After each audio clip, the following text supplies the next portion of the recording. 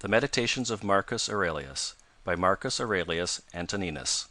Translated by George Long. Chapter 2. 1. Begin the morning by saying to thyself, I shall meet with the busybody, the ungrateful, arrogant, deceitful, envious, unsocial. All these things happen to them by reason of their ignorance of what is good and evil.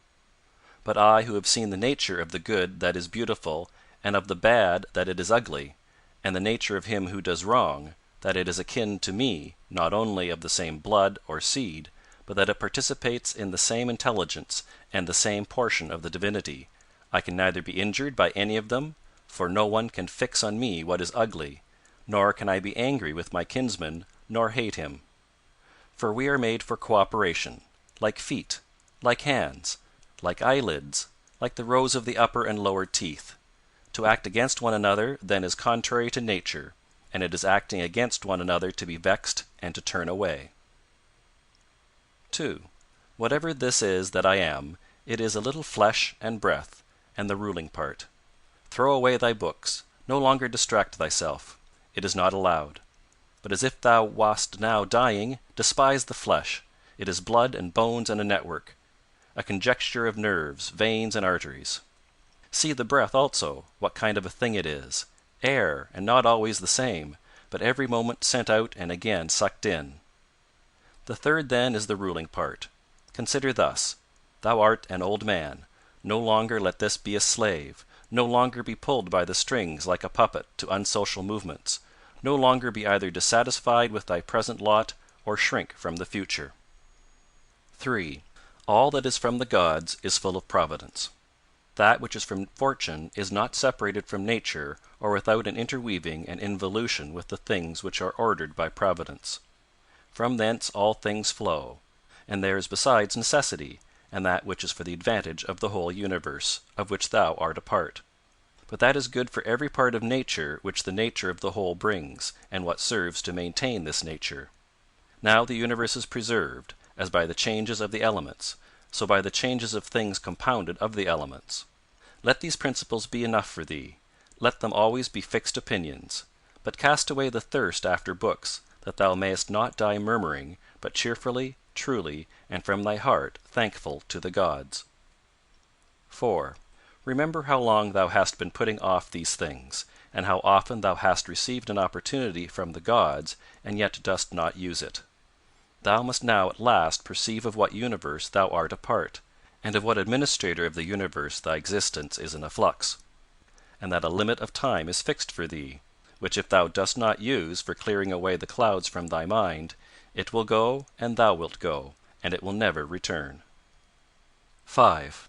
Every moment think steadily as a Roman, and a man to do what thou hast in hand with perfect and simple dignity, and feeling of affection, and freedom, and justice, and to give thyself relief from all other thoughts. And thou wilt give thyself relief if thou doest every act of thy life as if it were the last, laying aside all carelessness and passionate aversion from the commands of reason, and all hypocrisy, and self-love, and discontent with the portion which has been given to thee. Thou seest how few the things are, the which if a man lays hold of, he is able to live a life which flows in quiet, and is like the existence of the gods. For the gods on their part will require nothing more from him who observes these things. 6. Do wrong to thyself, my soul, but thou wilt no longer have the opportunity of honoring thyself. Every man's life is sufficient, but thine is nearly finished, though thy soul reverences not itself, but places thy felicity in the souls of others. 7. Do the things external which fall upon thee distract thee?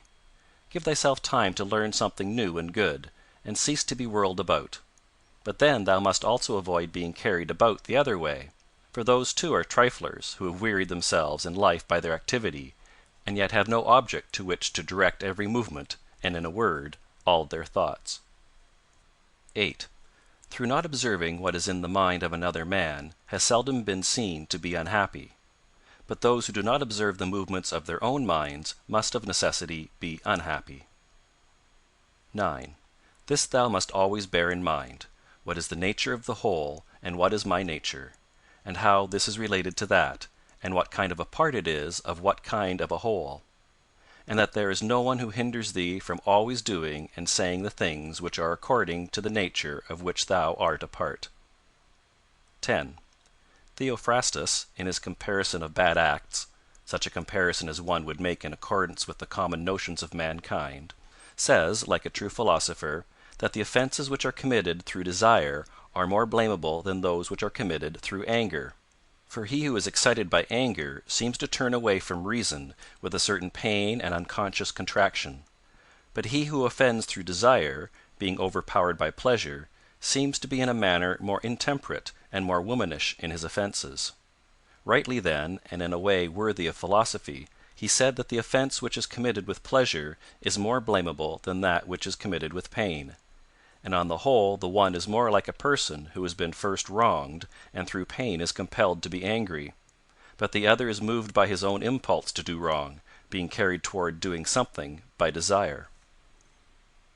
11. Since it is possible that thou mayest depart from life this very moment, regulate every act and thought accordingly. But to go away from among men, if there are gods, is not a thing to be afraid of, for the gods will not involve thee in evil.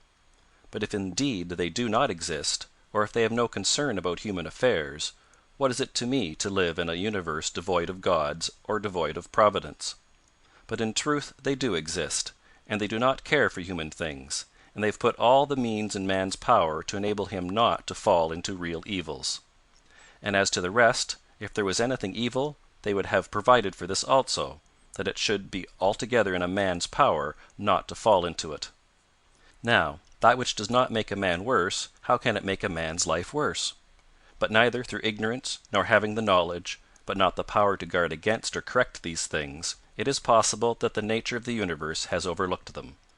Nor is it possible that it has made so great a mistake, either through want of power or want of skill, that good and evil should happen indiscriminately to the good and the bad.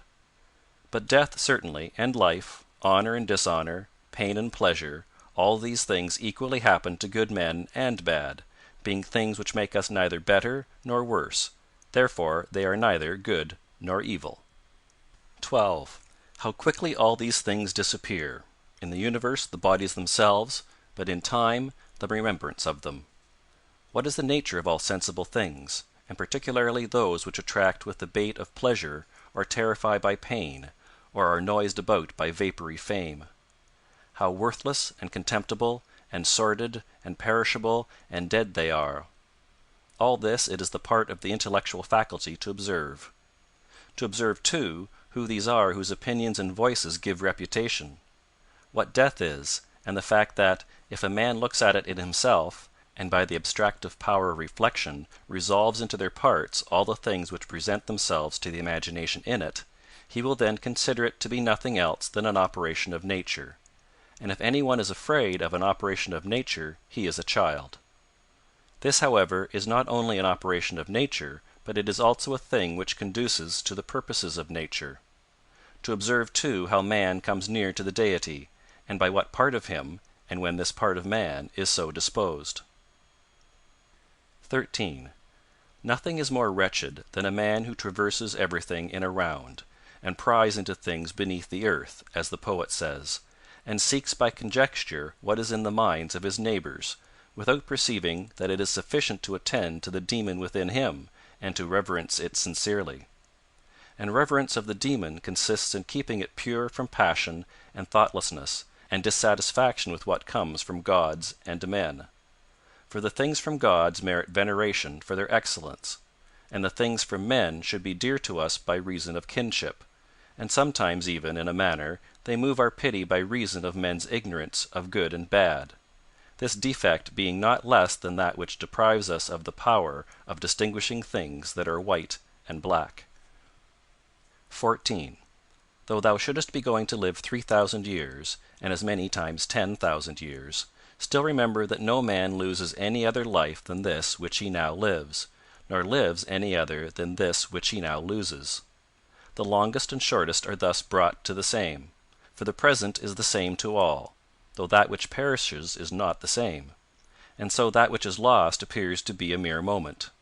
For a man cannot lose either the past or the future, for what a man has not, how can anyone take this from him?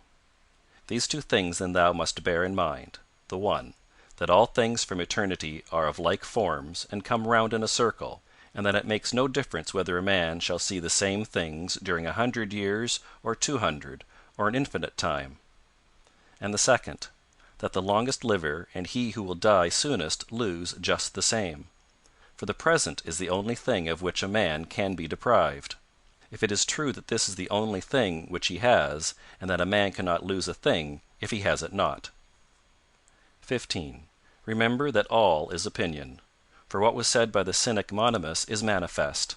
And manifest too is the use of what was said, if a man receives what may be got out of it as far as it is true. 16. The soul of man does violence to itself, first of all when it becomes as abscess, and, as it were, a tumour on the universe, so far as it can. For to be vexed at anything which happens is a separation of ourselves from nature, in some part of which the natures of all other things are contained. In the next place, the soul does violence to itself when it turns away from any man, or even moves towards him with the intention of injuring, such as are the souls of those who are angry. In the third place, the soul does violence to itself when it is overpowered by pleasure or by pain. Fourthly, when it plays a part, and does or says anything insincerely and untruly. Fifthly, when it allows any act of its own and any movement to be without an aim, and does anything thoughtlessly and without considering what it is, being right that even the smallest things be done with reference to an end. And the end of rational animals is to follow the reason and the law of the most ancient city and polity. 17. Of human life the time is a point, and the substance is in a flux, and the perception dull, and the composition of the whole body subject to putrefaction, and the soul of a whirl, and fortune hard to divine, and fame a thing devoid of judgment. And to say all in a word, everything which belongs to the body is a stream, and what belongs to the soul is a dream and vapor, and life is a warfare and a stranger's sojourn, and after fame is oblivion. What then is that which is able to conduct a man? One thing, and only one: philosophy. But this consists in keeping the demon within a man free from violence and unharmed, superior to pains and pleasures, doing nothing without a purpose, nor yet falsely and with hypocrisy, not feeling the need of another man's doing or not doing anything, and besides accepting all that happens and all that is allotted, as coming from thence, wherever it is, from whence he himself came, and finally waiting for death with a cheerful mind, as being nothing else than a dissolution of the elements of which every living being is compounded. But if there is no harm to the elements themselves in each continually changing into another, why should a man have any apprehension about the change and dissolution of all the elements? For it is according to nature, and nothing is evil which is according to nature. This incarnuntum. End of chapter 2.